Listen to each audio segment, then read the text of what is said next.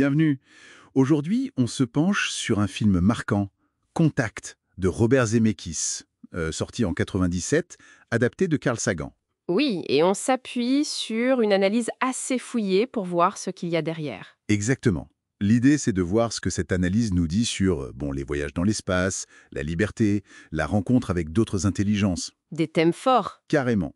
Et on va voir que l'analyse met vraiment le doigt sur cette tension entre science et foi, à travers le personnage principal, Ellie Arroway. Ah oui, Ellie, jouée par Jodie Foster. Une scientifique passionnée qui travaille pour le SETI, la recherche d'intelligence extraterrestre. Elle passe sa vie à écouter les étoiles. Et un jour, sa mort. Exactement. Elle capte un signal. Mais pas n'importe lequel. Un signal intelligent, structuré, qui vient de Vega. Et dedans, il y a les plans d'une machine. Un truc énorme, inconnu. Et là, forcément, ça crée des remous. L'analyse le montre bien.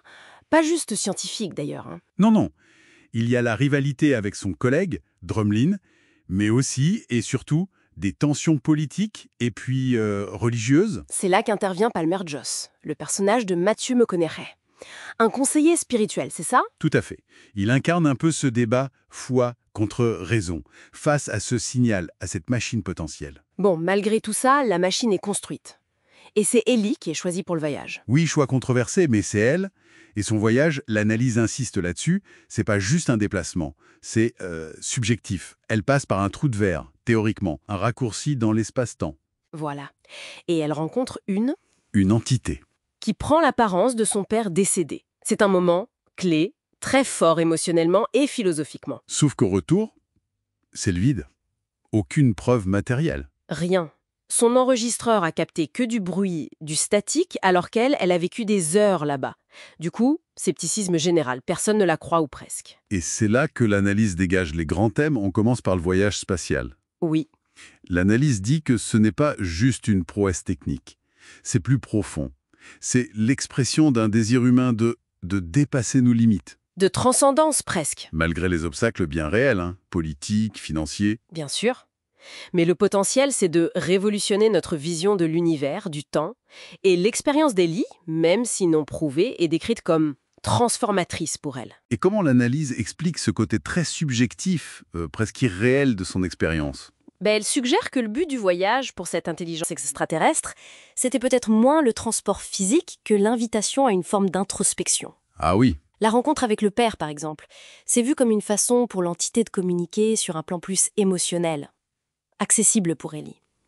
La techno au service d'une connaissance de soi, en quelque sorte. intéressant. Et l'analyse salue la réalisation de Zemeckis là-dessus, c'est ça. Les effets visuels ne sont pas juste là pour faire joli. Exactement. Ils servent cette dimension humaine, intérieure. C'est assez bien vu. Passons à la liberté. L'analyse en voit plusieurs formes. La liberté de penser d'Ellie contre les dogmes. Oui, scientifique ou religieux. Sa liberté à elle de suivre son rêve malgré tout. Et puis il y a cette idée de liberté épistémologique. C'est-à-dire, La question de savoir si on peut, si on doit croire sans preuve tangible. C'est tout le dilemme d'Ellie à son retour. sa lutte pour faire accepter son vécu. L'analyse dit que Jodie Foster est excellente là-dedans. Ah oui, carrément. Et ça touche aussi à la liberté morale. Quelle responsabilité on a face à un savoir qui vient d'ailleurs? Qu'est-ce qu'on en fait? Et Palmer Joss alors? Il semblait être l'obstacle au début, non? Le représentant de la foi face à la science d'Ellie. Justement, l'analyse montre qu'il n'est pas si figé. Il évolue. Il devient une sorte de pont, en fait. Un pont? Oui, il suggère que foi et science, c'est pas forcément opposé. Il finit par la soutenir, ou du moins par défendre l'idée qu'on peut la croire, justement parce que la foi, ça va au-delà de la preuve matérielle. Donc, le contact avec l'inconnu peut rapprocher les points de vue en fait. C'est ce que suggère l'analyse, oui. Enrichir plutôt qu'opposer. Et les extraterrestres eux-mêmes, l'analyse dit qu'on est loin des clichés des envahisseurs. Ah oui, clairement. Ils initient le contact, d'abord par les maths, langage universel, puis par des symboles plutôt émotionnels, comme l'image du père. Et l'analyse insiste sur le rôle de miroir. C'est quoi l'idée? L'idée, c'est qu'en prenant cette apparence familière, ils ne montrent pas leur vraie nature, mais ils reflètent les attentes, les besoins affectifs d'Ellie. C'est assez fascinant, Et pourquoi c'est important ça? parce que ça nous interroge sur notre capacité à percevoir l'autre, le vraiment différent. Est-ce qu'on ne voit pas toujours les choses à travers nos propres filtres? Une critique de notre tendance à tout ramener à nous, à l'humain. l'anthropocentrisme. Voilà, exactement. L'analyse y voit une invitation à l'humilité, un peu dans l'esprit de Sagan d'ailleurs. Sommes-nous prêts à rencontrer l'universel ou juste des reflets de nous-mêmes? Et l'ambiguïté finale du film, contact réel ou pas, ça renforce ça. Tout à fait. Ça laisse la place à l'interprétation, ça nous renvoie à nos propres convictions. Donc, pour résumer, l'analyse voit Contact comme un film de SF qui mise plus sur la réflexion philosophique humaine que sur le spectacle pur. Oui, il pose des questions de fond sur notre place dans l'univers, sur ce rapport compliqué entre savoir et croire. Et ces questions, elles sont toujours d'actualité, non? Ah ben oui. L'exploration spatiale, la recherche SETI, les débats sur l'éthique, sur la politique face aux découvertes, tout ça, c'est encore nos enjeux aujourd'hui.